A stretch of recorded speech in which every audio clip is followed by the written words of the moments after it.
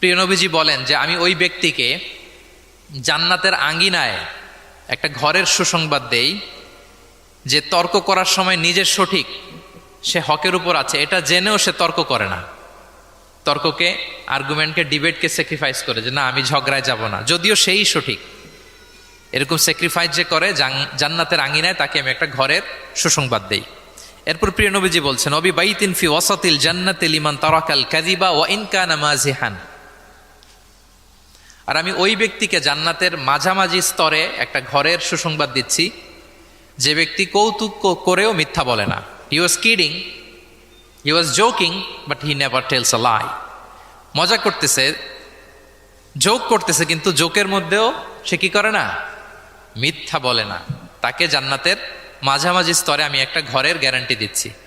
এরপর আল্লাহ রাসূল সাল্লাল্লাহু আলাইহি ওয়াসাল্লাম বলতেছেন অবি বাইতিন ফি আ'লাল জান্নাতি লিমান হাসানা